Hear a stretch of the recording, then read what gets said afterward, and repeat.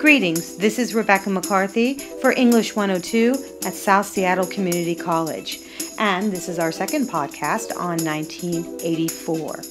I was sitting here trying to figure out what would be the best kind of lectures to offer everybody on the topic of this book, and I didn't really want to go through a chapter-by-chapter summary because I think that's a waste of time. You'll be able to understand what is going on in the chapters well enough yourself.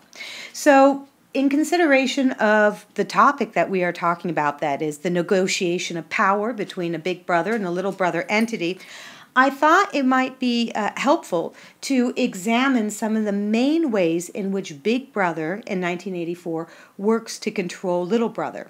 As I talked briefly about in the last podcast, what is interesting is when you have a totalitarian government, you have to ask yourself this major question.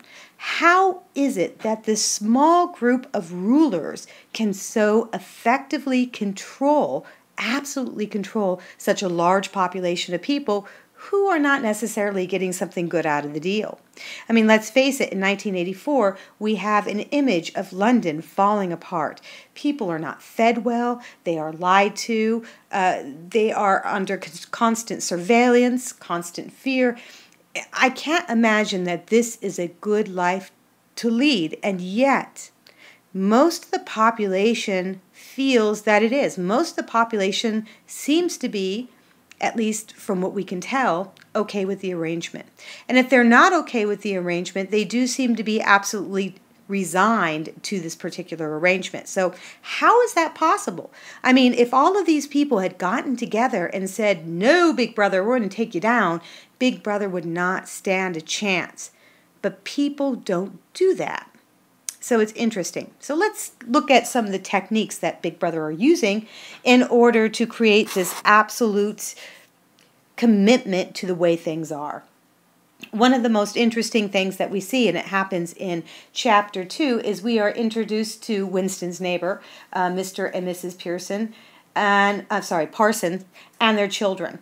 Now, their children are part of a group of an organization called the Junior Spies, and this organization basically is a lot like the Hitler's Nazi Youth, if you are at all familiar with the Nazi Youth. This was a way in which to train the new generation into the ideals, the philosophy, and the ethics of the party of Big Brother. And within this particular group, they are given the power, these children, to basically spy and monitor adults who might be disloyal to the party, who might even commit a thought crime, indeed. What's interesting about this is why. Well, we have a couple different reasons, and let's explore this briefly. First of all, it's going to be really important to have a huge generation of people that adhere to and believe absolutely in what the party has to say. It's been about 40 years since the party has taken power, from what we can tell from the text and what it gives us. And in that 40 years, you still have many adults, even though many were killed off by the party, but you still have many people like Winston that actually remember a little bit of life before the existence of the party itself, before totalitarianism actually existed. And this is fascinating because if they remember how things were, they can question how things are now. However, a new generation is not going to question these things. A new generation, if they are properly indoctrinated, will just believe, because that is what they are raised with from the moment they are born to the moment they die. And so this is one way in which control is happening, and also in which we are reprogramming an entire society to agree that totalitarianism and Big Brother is not only right and worthy, but absolutely necessary. So that's one of the things that we see is going on here. Let's talk about sex a little bit. That's really interesting because we see that Winston himself has this a little bit of a violent reaction towards beautiful women, right? He sees this beautiful dark-haired girl who's about 27 years old in the 2 Minutes of Hate, and we see this in Chapter 1. And he hates her. Oh, he hates her with a passion. Matter of fact, he has these little fantasies where he's bashing in her head, where he basically rapes her and then kills her at the end. And they're horrible, grotesque, and even, I would say, very disturbing fantasies that Winston is having about her.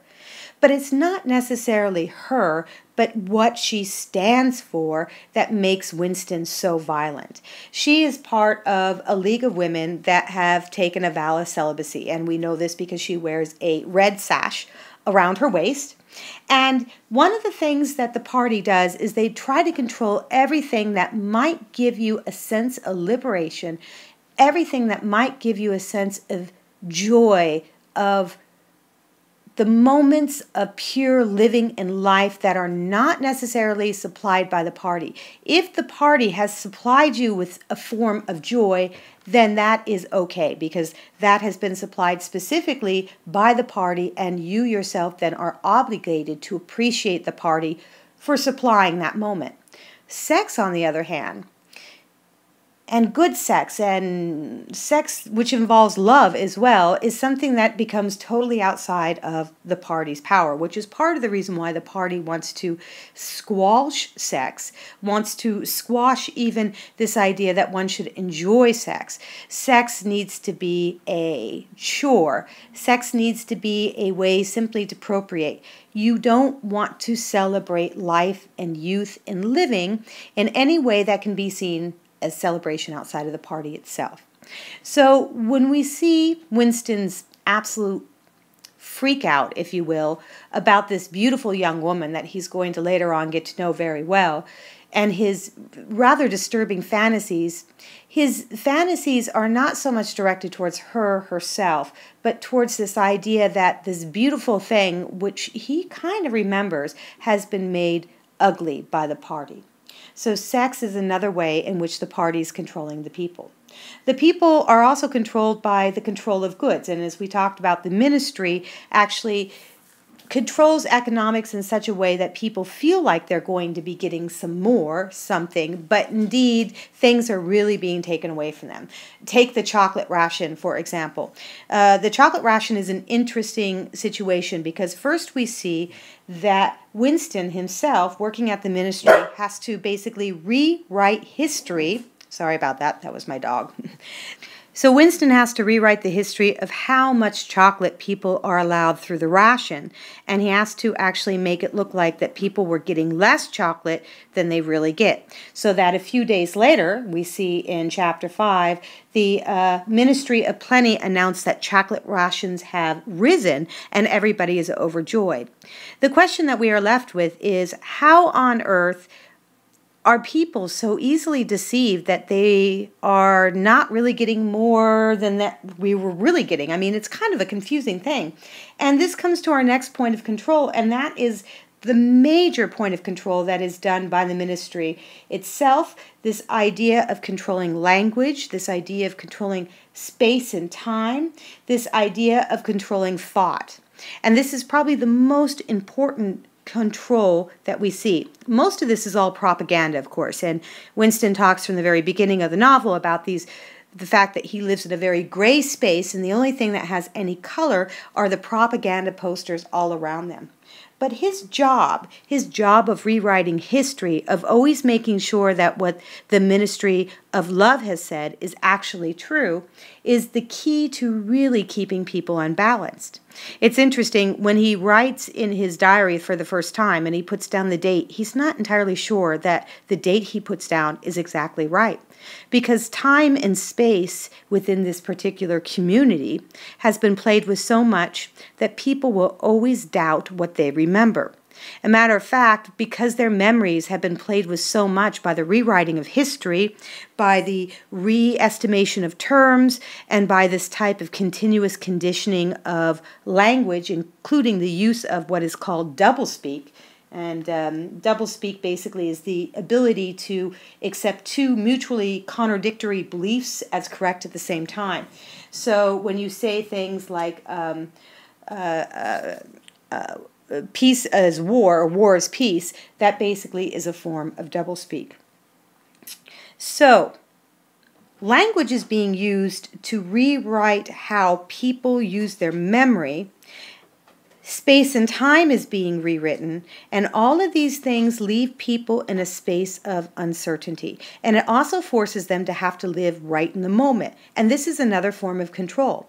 If you are forced to live in the moment at all times because you are uncertain about your past and you are uncertain about your future, then you can never be certain about the best way to act. That is why some of the protests that we see in this book, including the protest of thought, the protest of actually having sex, the protest of living a normal, everyday life, that all these protests can only be done in the moment. There is no organization of people. There is no bringing together of people to rise up against this particular totalitarian government. Protests themselves in this text can only exist in momentary acts simply because space and time and the ability for these people to think and plan ahead into the future has been basically robbed of them. Think about that. Take a moment to think about how your world would change substantially if you could not plan into the future. It is a wild thought and idea. And that is what I leave you with for the second podcast. I hope that some of these ideas have helped you better think about the power relationships and how they are being negotiated in this text, 1984. Thank you very much, and I will see you on the boards. Goodbye.